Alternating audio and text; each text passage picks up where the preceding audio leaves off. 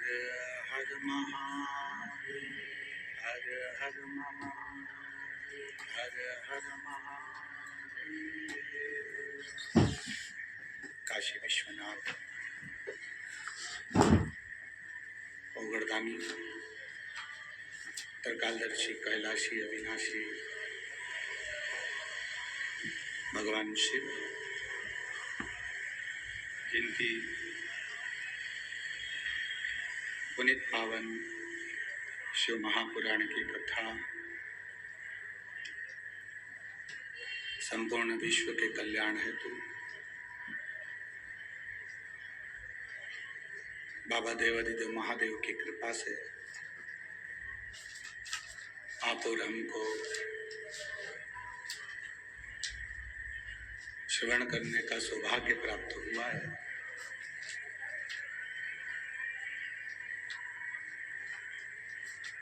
आप और हम सभी बड़े भाग्यशाली हैं जो श्री हनुमान जी महाराज पूरी दुनिया में एक ही मंदिर ऐसा है जहां डॉक्टर के रूप में श्री हनुमान जी महाराज की पूजन होती है। श्री डॉक्टर हनुमान ददरवा धाम सरकार, जिनके पावन सानिध्य में उनके आशीर्वाद से पवित्र शिव महापुराण की कथा 5 दिवसीय संतों के सानिध्य में, ब्राह्मणों के सानिध्य में श्रवण करने का सौभाग्य मिला। कथा मंडप में विराजमान इस व्यासपीठ की शोभा बढ़ा रहे महामंडलेश्वर श्री श्री 1008 पूज्य महाराज जी ददरवा धाम सरकार के पावन चरणों को प्रणाम करते हैं। कथा मंच पर विराजमान सभी संत साधु गुरुजन सभी के चरणों को प्रणाम नमन करते हुए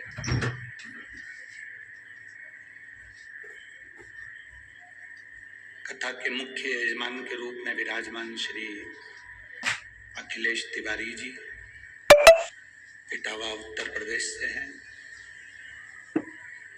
गुरु कृपा हुई तब इतने सुंदर धाम में शिव महापुराण के यजमान पद ग्रहण करने का सौभाग्य मिला है। ये प्रभु की कृपा और गुरु की कृपा से मिला है।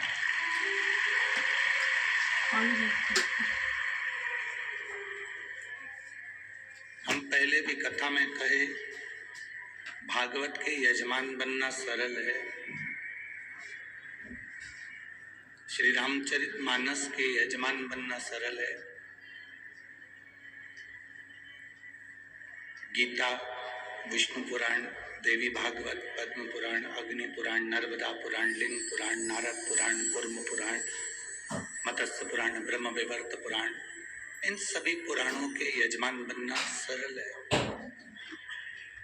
पर शिव महापुराण के यजमान बनना कठिन है,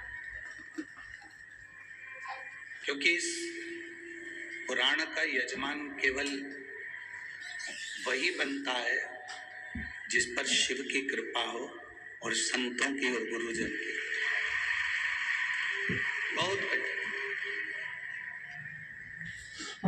भागवत जी के यजमान राजा परीक्षित हैं। रामचरितमानस के यजमान काशी के नरेश हैं।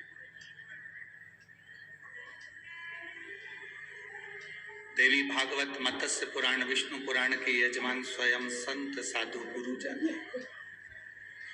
पर केवल एक शिव पुराण ऐसी होती है जिसके यजमान कोई दूसरा नहीं होता। चंचूला देवी ने स्वयं देवादिदेव महादेव से कहा कि मुझे शिव पुराण की कथा करवाना है, इसका यजमान कौन बनेगा? तब भगवान देवादिदेव महादेव कहते हैं पार्वती जी से, पार्वती तो स्वयं जाकर चंचुला जी से कहो कि इसका यजमान कोई दूसरा नहीं बन सकता, शंकर और पार्वती दोनों ही इसके यजमान बनेंगे, कोई दूसरा नहीं बन सकता। हम कहेंगे श्री अखिलेश तिवारी जी को, बाबा ने कुछ कृपा करी होगी, गुरुजी महाराज की कृपा हुई होगी और ददरवा धाम सरकार की कुछ कृपा हुई होगी, जो ये यजमान पद मिला है ये शिव की कृपा से मिला, उनकी उदारता से। और इनसे ज्यादा किस्मत वाले हो आप सब, जो अपना अपना घर छोड़कर 3 घंटे के लिए शिव भगवान की कथा श्री हनुमान जी की साक्षी में सुन रहे।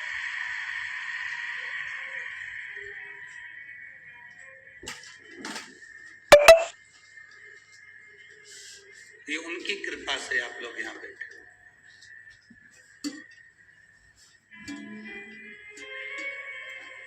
आप अगर सावधानी से श्री ददरहुआ धाम बालाजी के दर्शन करेंगे, श्री हनुमान जी के दर्शन करेंगे,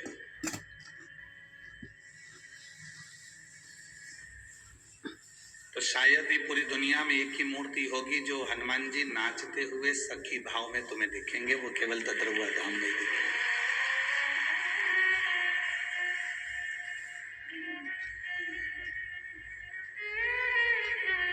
अच्छा बताओ, व्यक्ति नाचता कब है? जम के तो बोलो जरा।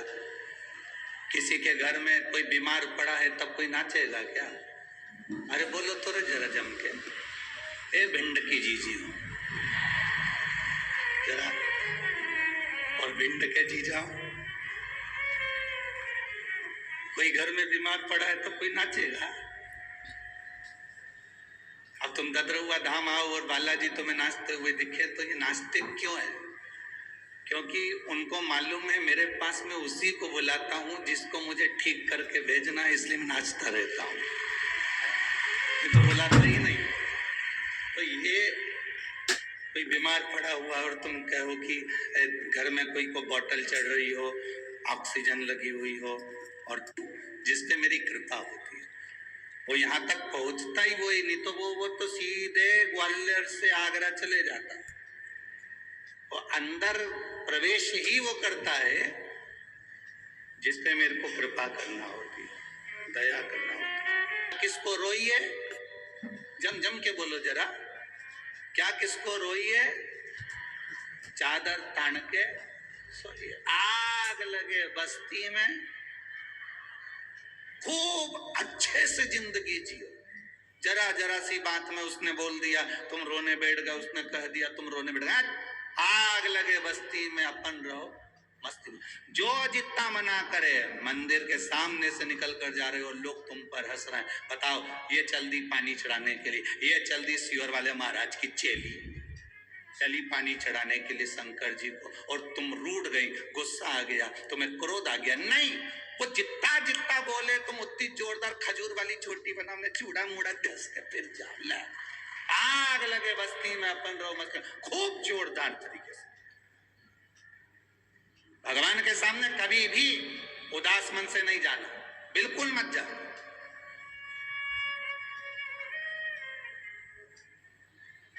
अपने यहाँ तो भजन में भी लोग कहते हैं, तेरे माथे मुकुट विराजे, तेरे काने कुंडल साजे,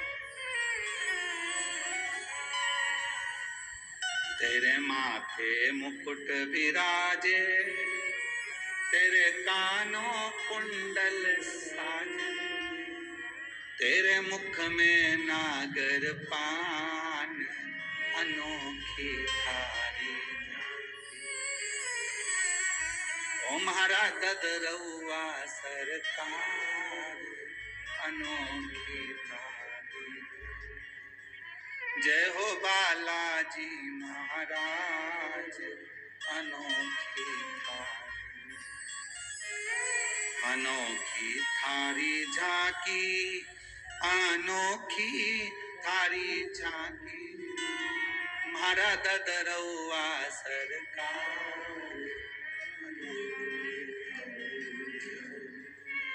महाराज बालाजी महाराज।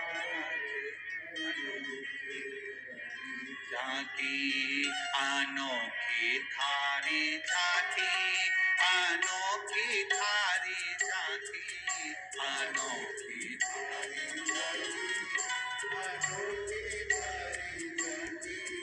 अनोखी थारी झांकी, अनोखी थारी झांकी, अनोखी। सब गाइए। मारा ददरौआ सरकार, अनोखी थारी झांकी, मारा ददरौआ सरकार, अनोखी थारी झांकी। जय हो बालाजी महाराज, अनोखी थारी झांकी, जय हो बालाजी महाराज, अनोखी थारी झांकी। भाव से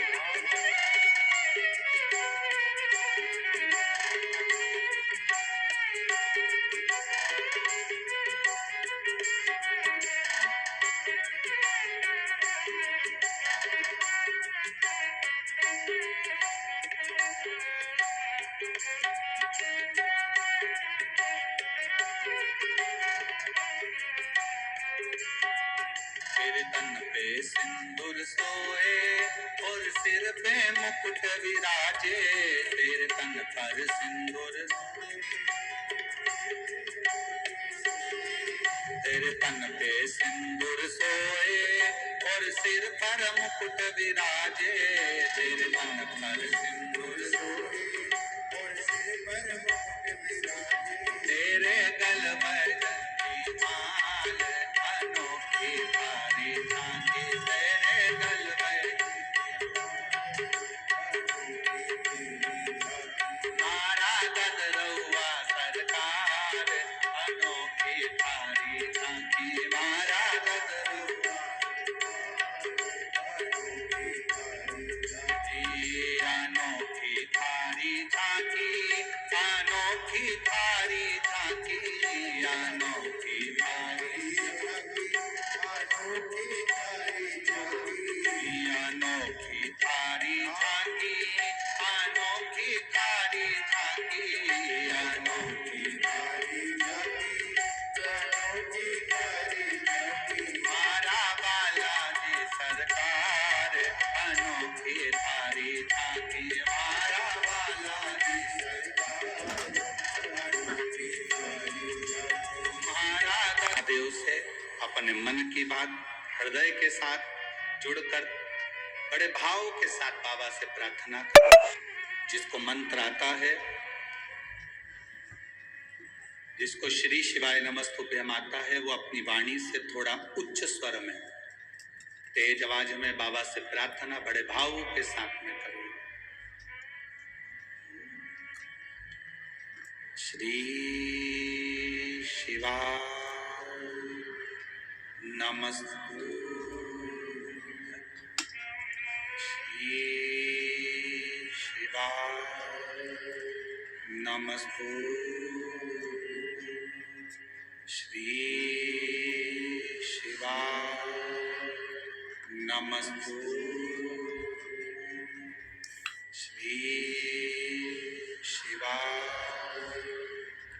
नमस्तुभ्यं श्री शिवाय नमस्तुभ्यं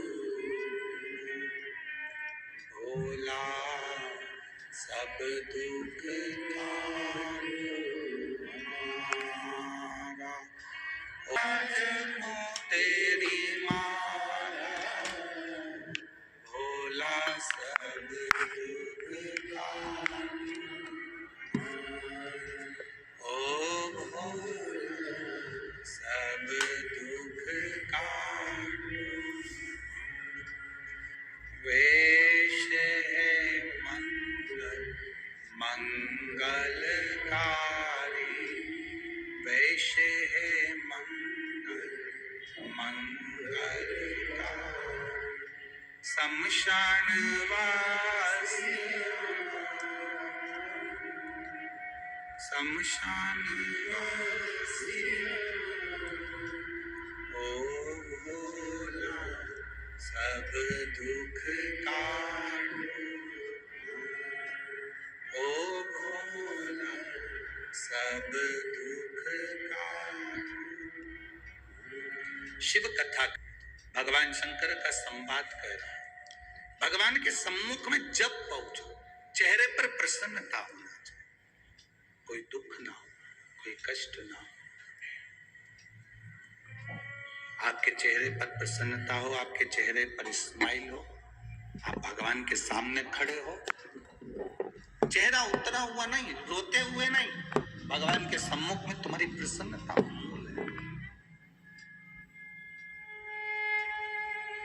देवराज नाम का ब्राह्मण चिढ़ रहा, क्रोध कर रहा, चोरी का धन उसके साथ में है। आवाज लगा रहा है, ब्राह्मण देवता चिल्ला रहे हर हर महादेव, और ये चिढ़ रहा, उठा बाहर गया, चोरी का धन भी साथ में ले गया। बहुत अंतर पड़ता है भोजन का भी और धन का भी, बहुत अंतर पड़ता है। जैसा खाया अन्न वैसा हो गया मन, जैसा अन्न ग्रहण करा है वैसा मन हो जाता है।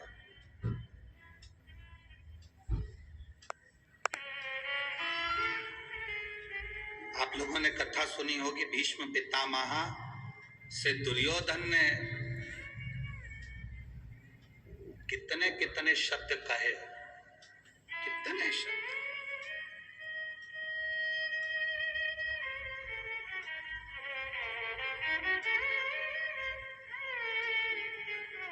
एक बार तो दुर्योधन ने यहां तक कह दिया था भीष्म पितामह से, तुम हमारे घर का अन्न खा रहे हो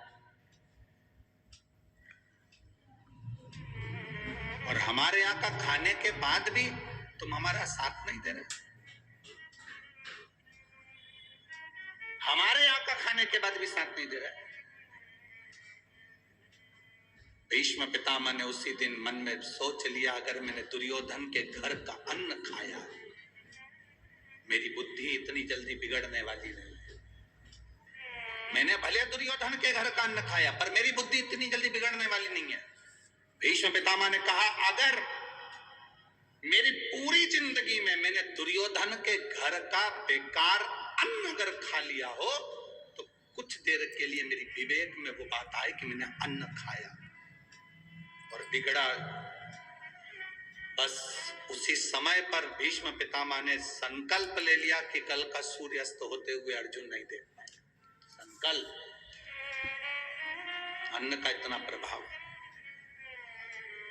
अब संकल्प लिया कि कल का सूर्य अस्त होते हुए अर्जुन नहीं देख पाएगा, तो इतने में दुर्योधन को मालूम पड़ा कि मेरे भीष्म पितामह ने संकल्प लिया है कल अर्जुन मर जाएगा। मतलब पितामह का संकल्प कभी झूठा नहीं गया,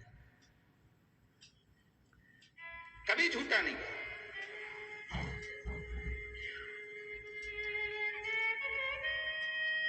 दुर्योधन ने पूरे हस्तिनापुर में और पूरे युद्ध मैदान में, कुरुक्षेत्र की भूमि पर, अपने टेंट में, अपने पंडाल में अपनी ओर मोतीचूर के लड्डू बांटे। जब दुर्योधन ने मोतीचूर के लड्डू बांटे तो वो लड्डू लेकर कोई भगवान कृष्ण के दरवाजे पर उनके टेंट में पहुंच गया, उनके पंडाल। भगवान कृष्ण ने पूछा ये लड्डू काहे के? तो जो द्वारपाल लड्डू खा रहा था उसने कहा ये बूंदी के लड्डू हैं। द्वारिकाधीश ने कहा ये बूंदी के लड्डू तो मुझे भी दिख रहा है कि बूंदी के हैं। ये नुक्ती के लड्डू, ये बूंदी के लड्डू तो मुझे भी दिख रहा है कि बूंदी के हैं, लड्डू काहे के? तो द्वार पर फिर बोला ये बूंदी के ही तो लड्डू हैं। भगवान द्वारकानाथ ने कहा ये तो मुझे दिख रहा है कि बूंदी के लड्डू, लड्डू काहे के? तो क्या ये बूंदी के ही हैं? अब भगवान को क्रोध आया। भगवान ने कहा मुझे दिख रहा है कि बूंदी के लड्डू हैं, मैं ये पूछ रहा हूं ये लड्डू काहे का है? फिर द्वारपाल बोला लड्डू खाता खाता बूंदी के। अब द्वारकाधीश जब बोले, फिर द्वारकाधीश ने कहा देख मैं तेरे से एक बात कह रहा हूं, मुझे ये बता दे कि ये लड्डू काय के? फिर द्वारपाल ने लड्डू खाकर कहा बूंदी के। भगवान द्वारिकाधीश मुस्कुरा कर बोले अब मुझे ये बता ये लड्डू कौन बंटवा रहा? तो द्वारपाल बोला ये दुर्योधन बंटवा रहा। अच्छा क्यों बंटवा रहा है? कल अर्जुन मर जाएगा, भीष्म पितामह ने संकल्प लिया। अच्छा, भगवान कृष्ण ने कहा जल्दी से मेरे को भी 4 लड्डू दे दे। द्वारकाधीश ने 4 लड्डू लिए, द्रौपदी के कक्ष में प्रवेश कर, और द्रौपदी के कक्ष में प्रवेश कर द्वारकाधीश ने आवाज लगा कर कहा द्रौपदी, ए द्रौपदी। द्रौपदी आई, भैया क्या बात है? भगवान ने कहा ले द्रौपदी लड्डू खा ले। द्रौपदी ने पूछा काहे के लड्डू है? भगवान बोले मोतीचूर के हैं। इस लड्डू की कहानी बड़ी विचित्र, तू तो खा ले। द्रौपदी ने लड्डू लिया, खाते खाते फिर पूछा लड्डू काहे के? भगवान बोले मोतीचूर के हैं। अब द्रौपदी ने पूछा इतनी रात के 1:30-2 बज रही है, रात्रि का दूसरा पहर हो रहा है और तू मुझे लड्डू खिलाने आया, आखिर ये लड्डू कौन ला कर दिया? तो कहा मेरे द्वारपाल ने दिए। क्यों दिए? कल भीष्म पितामह ने प्रतिज्ञा करी है कल अर्जुन मर जाएगा, सूर्यास्त होते हुए नहीं देख पाएगा, तो मैंने सोचा अपनी बहन का पति मरने वाला है, कल तो मैं लड्डू आज ही खिलाया। भगवान बोले, जैसे ही बोले तो द्रौपदी ने कहा लाओ मेरे को 2 लड्डू और दो तुमने छुपा के रखे। द्वारकाधीश ने 2 लड्डू और दिए तो द्वारकानाथ ने कहा द्रौपदी तेरा पति मरने वाला और तू लड्डू खा रही है। द्रौपदी बोली जब भाई खिला रहा है तो अच्छे से खाओ, बाद में देखा जाएगा।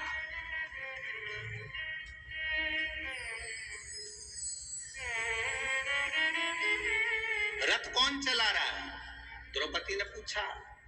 भगवान कहते मैं। जब तुम मुझे बहन कहते हो तो वो जीजा नहीं लगता।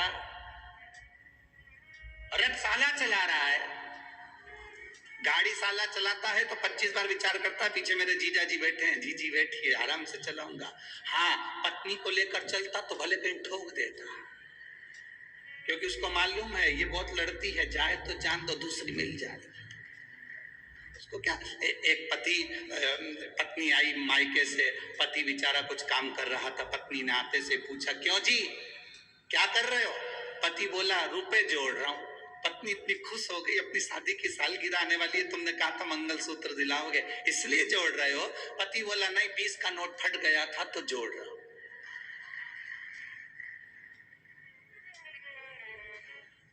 पत्नी भी अंदर गई, फटे हुए दूध की चाय बना के दे रहा है, तुम इसको भी जोड़ लो। अब भगवान ने कहा ले ये लड्डू। द्रौपदी ने लड्डू खाया और भगवान से कहा आप कह रहे हो मेरा पति मरने वाला? हाँ, भीष्म पितामह की प्रतिज्ञा खाली नहीं जा सकती। उन्होंने प्रतिज्ञा करी थी जीवन भर कुंवारा रहूंगा तो कुंवारे रहे। अब प्रतिज्ञा करी कि कल का सूर्यास्त होते हुए अर्जुन नहीं देखेगा, तो प्रतिज्ञा बिल्कुल पक्की।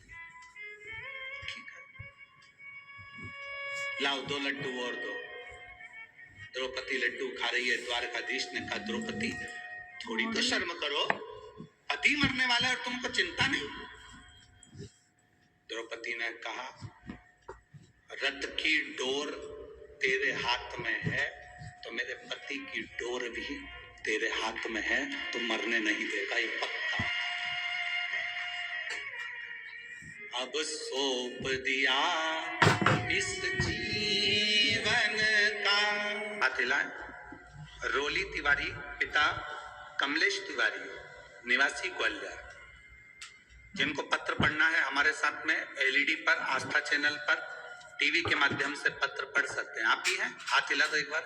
हाँ, दोनों हाथ ऐसे हिलाओ एक बार। ठीक है, ठीक है।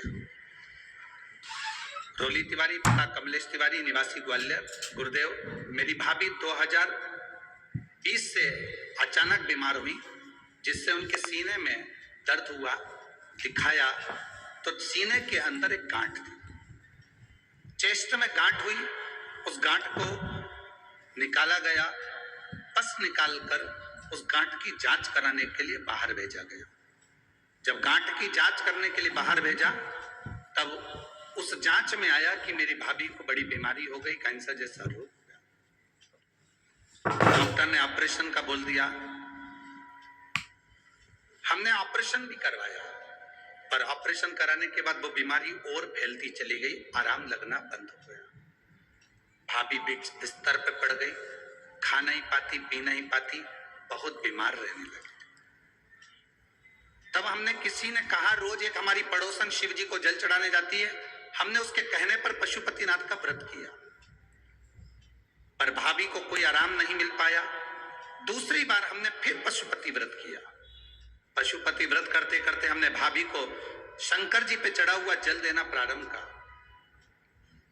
जैसे ही शिव जी पर चढ़ाया हुआ जल देना प्रारंभ करा, तीसरा पशुपति व्रत हुआ गुरुदेव, जो 2020 से पलंग पर पड़ी थी, एक अंश भी हिल नहीं सकती थी, उठ नहीं सकती थी, चल नहीं सकती थी, खा नहीं सकती थी।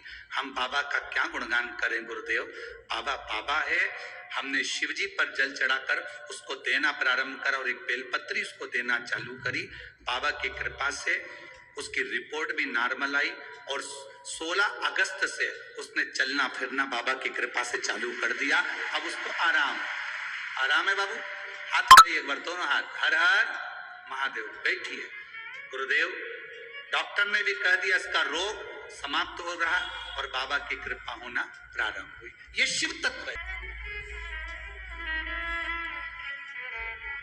पहले एक समय में होता था, नानी बाई का मायरा सुना है आप लोगों ने? जम के तो बोलो जरा। नानी बाई के मायरे में नरसिंह मेहता की दादी मर गई थी और नरसिंह मेहता की बड़ी भाभी इतनी चिढ़ती थी अपनी दादी सास से और नरसिंह मेहता से कि उनको धक्के मारकर बाहर निकालने को तैयार हो।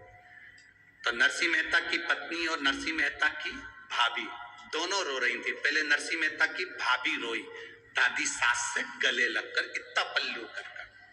तो नरसिंह मेहता की पत्नी को लगा कि मेरी जीजी आज तक सास के सामने पल्लू यहाँ रखी, सास मरी तो पल्लू यहाँ रखी और इतनी चिपक चिपक के रो रही है। पहली बार इतना रो रही है सास के लिए। हमेशा गाली देती थी, टुकरिया मर जाए तो अच्छा, और आज गले लग लग के रो रही है।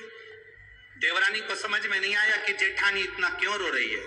थोड़ी देर बाद जेठानी रोते रोते उठ गई और उठते से देवरानी से बोली, अब तू रो ले, और जेठानी चली गई अंदर। जब देवरानी रोने बैठी तब समझ में आया कि जेठानी इतनी चिपक के क्यों रो रही थी।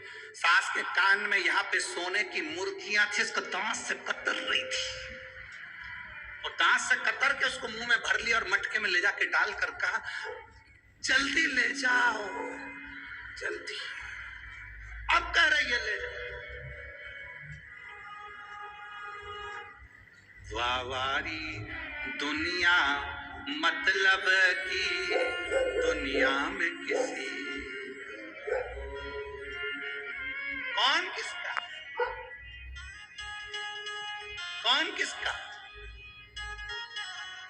अरे आप सबको ददरुआ धाम वाले महाराज जी को धन्यवाद देना चाहिए, जो हर साल कुछ ना कुछ अच्छा आयोजन कराकर आपका जीवन का कल्याण कर दे। प्रतिवर्ष और हमें तो सुनने को मिला 27 साल से लगातार चल रहा है। ये प्रभु कृपा नहीं तो और क्या है, ये दया नहीं तो और क्या है। का श्रवण कर रही हूं, अपने जीवन को सार्थक कर। ददरुआ धाम, हाँ, मैं जंगल में, तो कहना जंगल में ही तो मोर नाचता है। बालाजी सरकार भी इसी जंगल में बैठकर नाच कर दुनिया का कल्याण कर दे, इस जंगल में।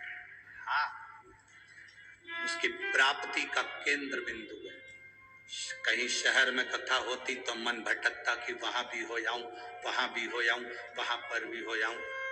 यहाँ तो 6-7 बजे के बाद तुम्हारा मन क्या, तुम ही नहीं भटकोगे। मन क्या, तुम ही ना भटको। रेंदो दादा यही बैठो और ढोलक पीट पीट के हरिओम में मेरा भोला।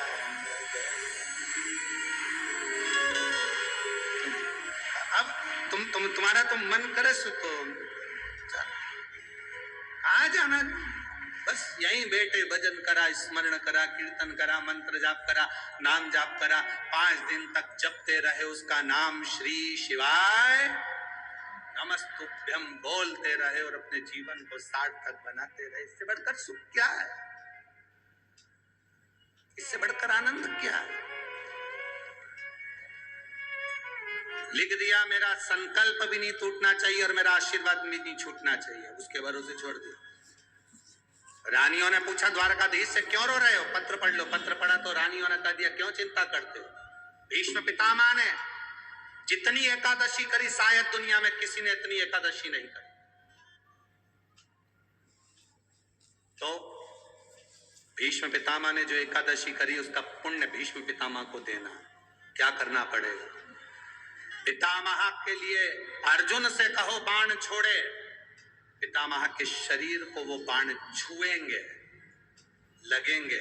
दुनिया को लगेगा कि भीष्म पितामह बाणों की सैया पर पड़े हैं, और भीष्म पितामह बाणों की सैया पर नहीं।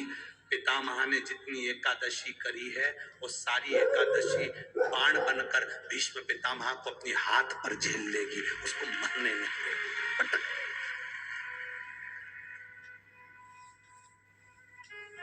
जिसको इतने सारे बाण चुभे हैं उसको कितना कष्ट होगा, पर भीष्म पितामह का पूरा शरीर देखो, पूरी कथा देखो, भीष्म पितामह की महाभारत को उठाकर एक एक पर्व को पढ़कर देखना, उसमें भीष्म पितामह बड़े आनंद से बाणों की सैया पर पड़े। द्वारकाधीश पूछ रहे हैं, मरते क्यों नहीं हो, दर्द नहीं हो रहा, कष्ट नहीं हो रहा।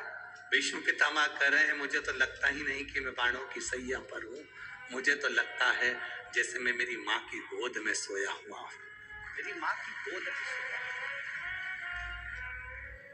एकादशी ने भीष्म पितामह को झेल कर रखा था। एकादशी शिव कथा कह रही है। कोई चिढ़ रहा है, चिढ़ने दो, कोई अपशब्द कह रहा है, कहने दो, कोई आड़ा टेढ़ा कर रहा है, कहने दो, कोई कुछ भी बोले तुम्हें मतलब नहीं। देवराज नाम का ब्राह्मण अपशब्द कह रहा था, चिढ़ रहा था।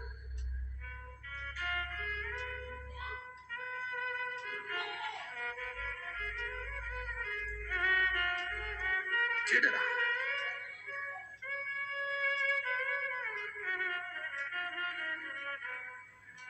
एक बार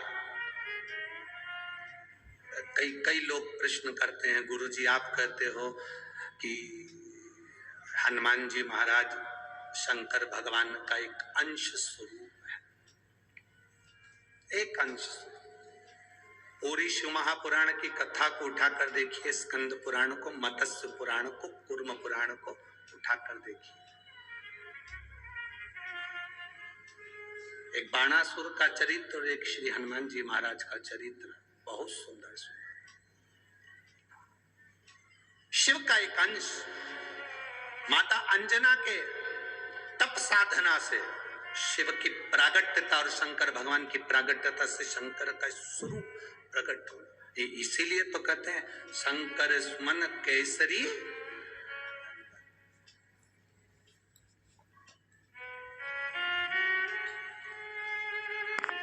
उसको पहचानना, सरल नहीं है। जो हनुमान को जान गया, जो शिव को जान गया, उसकी जिंदगी सार्थक हो।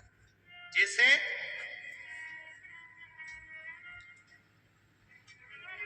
आप एक बेलपत्र, जैसे आप एक बेलपत्र, पत्तियां होती है, जरा ध्यान देंगे, ये दो जो पत्ती नीचे की रहती है बेलपत्र, आगे का भाग एक बेलपत्र और नीचे की जो ये दो पत्तियां होती हैं, इन दो पत्तियों के ऊपर एक एक शमी पत्र, ये दो जो पत्तियां हैं, इन पत्तियों के ऊपर एक एक शमी पत्र और लाल चंदन, ये रखकर कितना भी रोगीला व्यक्ति हो, रोग से ग्रसित व्यक्ति हो, जिंदगी में कितना ही दुख पड़ रहा हो, बेलपत्र की ये दोनों पत्ती, जिसके ऊपर शमी पत्र रखकर, लाल चंदन रखकर, श्री हनुमान जी महाराज और हनुमान जी महाराज के तीसरे नंबर के भाई श्री गतिमान जी, हनुमान जी कितने भाई हैं? 6। उसमें हनुमान, रतिमान, प्रतिमान, मतिमान, गतिमान, तो जो नीचे के क्रम में आते हैं श्री गतिमान जी, उन गतिमान जी और हनुमान जी का नाम लेकर जो शिवलिंग के ऊपर समर्पित कर देता है, रोग का निवारण होता ही है, रोग मुक्ति होती है। एक पत्र है, देखिए, मिल जाती है तो धन भी सही जगह पर लगना प्रारंभ हो जाता है और जीवन की सार्थकता, जीवन की सार्थकता बन जाती है। आप लोग आए हो कथा सुनने के लिए, जब यहाँ शिव महापुराण की 4 बजे आरती हो और आरती के बाद जब आप अपने अपने घर को जाओ, हम तो निवेदन कर सकते हैं, आगे आपकी मर्जी हो जैसा, जब आप 4 बजे यहाँ से घर की ओर जाओ, आरती में जब कर्पूर गौरम हो, उसके बाद में जब आप यहाँ से जाओ तो उस भूमि को प्रणाम कर कर उसकी रज को अपने हृदय से लगाकर अपने घर जरूर जाना, जिससे आपको यह आनंद की अनुभूति हो कि हम शंकर की भस्म को अपने शरीर पर धारण कर क्या मिलता है वो जान सकता है, क्या देगा वो जाने, ये उसके ऊपर। एक लड़के ने लिखा,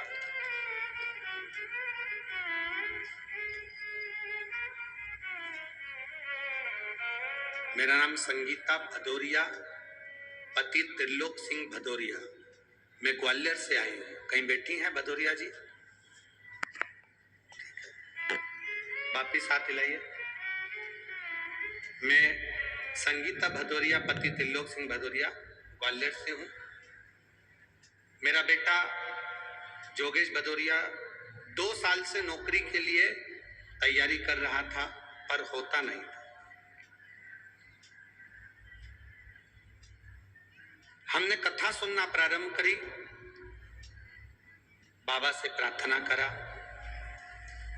दतिया का स्मरण कथा में, गुरुजी आप कहते हो कि पंडाल में बैठकर जो मांगा जाता है वो बाबा देता जरूर। एक पत्र और है जिसमें इनने लिखा है पंडाल में बैठकर कथा सुनने का क्या लाभ है। सुमन शर्मा, पति स्वर्गीय शैलेंद्र शर्मा, ग्राम सिमराव, ठीक है, सिमराव ही है, हाँ ठीक है, आप लोग समझ गए ना। सिमराव जिला भिंड से है। कहीं बैठी है? कहीं बैठे हो तो हाथ हिला सकते हैं। इधर है क्या? हाथ हिला सकते। श्री शिवाय नमस्तुभ्यं। इनका भी पत्र है, इन्होंने भी लिखा, गुरुदेव भरोसा नहीं था कि पंडाल में बैठकर कथा सुनकर आरती की रज धारण कर कर कोई कथा के पंडाल में जो विनती करे क्या वो पूरी होती है। पर मैं छाती ठोक कर कहती हूँ, दतिया की कथा में बाबा से प्रार्थना कर कर आई थी और मेरी जो मनोकामना थी बाबा ने पूरी कर दी, इसलिए मैं बाबा को प्रणाम। इन्होंने भी अपने पत्र में लिखा, ये तो लिख ही रही, और उन्होंने जो प्रार्थना करी थी उसकी पत्रिका भी लगाकर भेज दी है। शादी की बधाई हो आपको, बहुत बहुत शिव कृपा। बैठिए। और इन्होंने भी अपने पत्र में यही लिखा है, पंडाल में कथा सुनने का क्या फल है ये बाबा ही जानते हैं, पशुपति व्रत का क्या फल है बाबा जानते हैं। मेरे बेटे ने कहा क्या कथा सुनने से, मैंने अपने बेटे से कहा कि गुरुजी कहते हैं मेहनत कर, कर्म कर, और जितनी मेहनत कर सकता है वो कर। और शंकर जी के एक लोटा जल चढ़ा। 2 साल से अगर तू सफल नहीं हुआ तब की साल जरूर सफल होगा। और बाबा पे भरोसा रखकर मैंने बाबा से विनती करी, कथा सुनी और बाबा से कहकर आई, बाबा मेरे बेटे का कहीं ना कहीं सरकारी नौकरी लगा देना। मैं बाबा का क्या गुणगान करूं गुरुदेव। कथा के पंडाल में बैठकर जो कथा सुनी जाती है उसका फल ये मिला कि मेरे बेटे का सरकारी नौकरी लग गई, CISF में उसकी पोस्टिंग हो गई और वो छत्तीसगढ़ भिलाई सेंटर में ट्रेनिंग कर रहा है। मैं बाबा को यहाँ नमन करने आए। बधाई हो आपको, एक बार हाथ हिला दो। श्री शिवाय नमस्ते। क्या मिलेगा ये वो जान सकता, क्या देगा मेरा बाबा ये उसके ऊपर निर्भर करता। जैसा खाया अन्न, जम के बोलो वैसा हो गया, जैसा पियो पानी वैसे।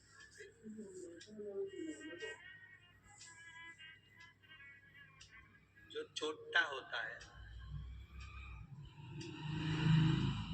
आपके पास में भी अनजाना व्यक्ति कोई बैठा हो, अपन को क्या मालूम। इसलिए तो आप लोगों से कहते हैं सिर पे पल्लू डाल कर आया करो। मोबाइल, पर्स, अंगूठी, सोना चांदी, हीरा पन्ना सब घर छोड़ कर आओ। यहाँ तो शंकर रूपी कुबेरेश्वर महादेव है और ददरउआ बालाजी हैं, उनका आशीर्वाद लेकर जाओ। कुछ लेकर मत आओ, बाबा का भजन करने आओ, स्मरण।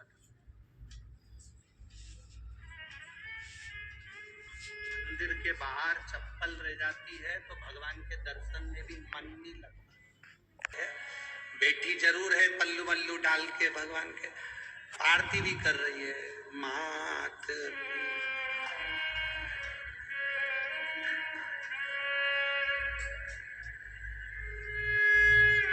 मालूम पड़ा, ले गया।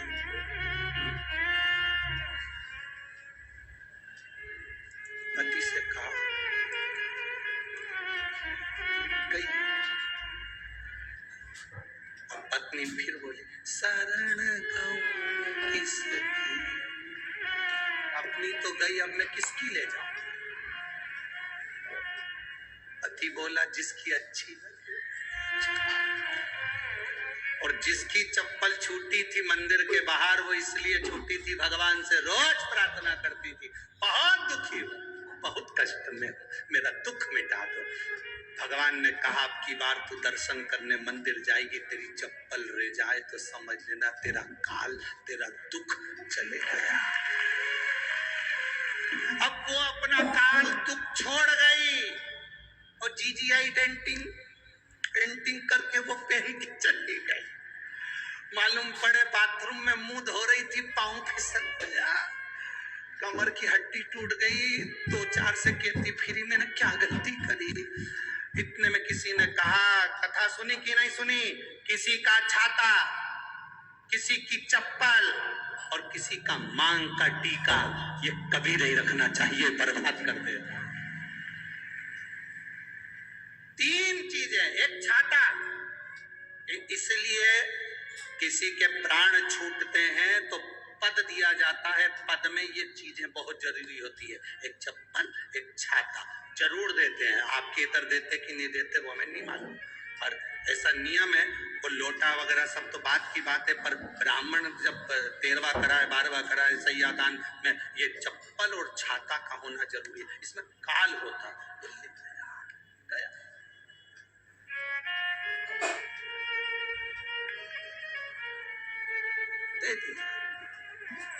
बहुत जरूरी।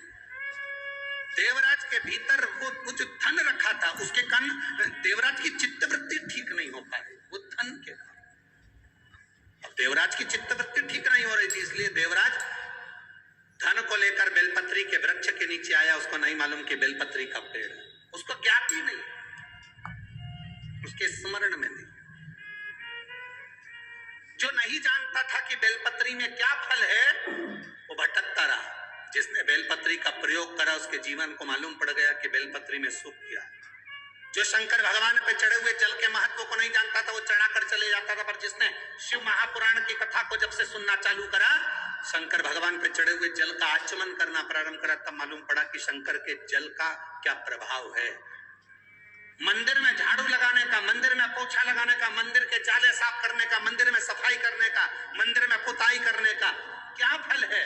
जो करता है उसको मालूम है, जो करता है उसको मालूम। अभी महाराज जी ने एक पत्र ला कर दिया, ये पत्र एक अभी ला के दिया।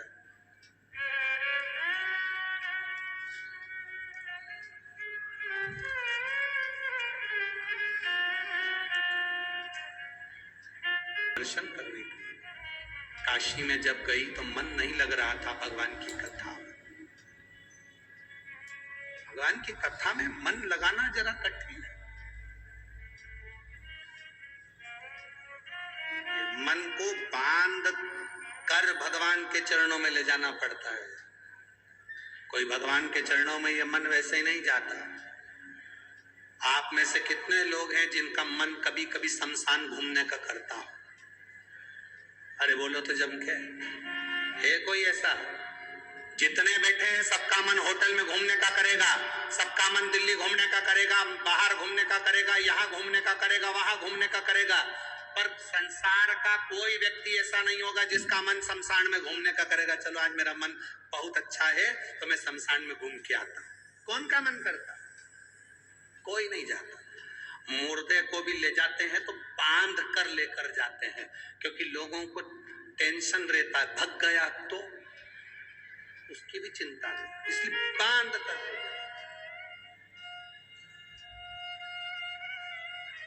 भगवान के शंकर के द्वार पर शमशान में अगर किसी को ले जा रहे हैं तो बांध कर ले जा रहे हैं। उसी तरह जब भगवान की कथा में जाओ तो इस मन को बांध कर ले जाना पड़ेगा। 5 दिन की कथा में पहला दिन हो, दूसरा दिन हो, इस मन को खींच कर लाना पड़ेगा। चल कथा में चल। और ये मन थोड़ी थोड़ी देर में घड़ी पर जाएगा। दूध निकालना है, 3:30 बज गई है, जाऊं मैं, भैंस इंतजार कर रही होगी, मैं जाऊं। 3:45 बज गई, घर जाऊं, फिर पानी का मौसम हो गया, अंधेरा हो गया, तो फिर मन आया अब तो एक काम करती, उठी जाती, जो उठी पड़ोसन को कोनी मार। अब एक आध बार पड़ोसन जा रही हो ऊपर और तुझे कोनी मार के कहते, तो मन बड़ा चंचल, इसको बांधना पड़ेगा, खींचना पड़ेगा, और मन को खींचकर शिव पुराण तक लाना पड़ेगा। चंचुला देवी ने शिव पुराण तक मन को लगाया, बिंदु प्रेत योनि से मुक्त हुआ। शंकर पार्वती जी ईश्वर जी गोरा जी बने हैं। जोरदार ताली बजाएं, ईश्वर जी गोरा जी हमारे बीच में पधार रहे हैं। शंकर पार्वती जी ईश्वर गोरा जी बने हैं, और ईश्वर गोरा जी बनकर शंकर पार्वती भगवान शिव की पावन कथा सुनने के लिए आनंद के साथ तुमरुका जी के सम्मुख में जाते हैं। 5 दिवसीय तक ददरुआ धाम सरकार की इस पवित्र भूमि भिंड जिले के अंदर ये कथा हो रही है। अपने हृदय से, दिल से 1 बजे से 4 बजे तक कथा का लाभ लेकर अपने जीवन को सार्थक बनाए। ये कथा 28 तारीख से 2 तारीख तक चलेगी। बड़े भाव से आप कथा का लाभ लें। आज कथा का प्रथम दिवस यहाँ पर विराम ले रहा है, कल कथा का द्वितीय दिवस रहेगा। फिर आगे 5 तारीख से जलगांव में कथा का रसतत्व अपन ग्रहण करेंगे। जलगांव की पवित्र भूमि से जो कथा 5 तारीख से 11 तारीख तक जलगांव में महाराष्ट्र में होगी, बड़े आनंद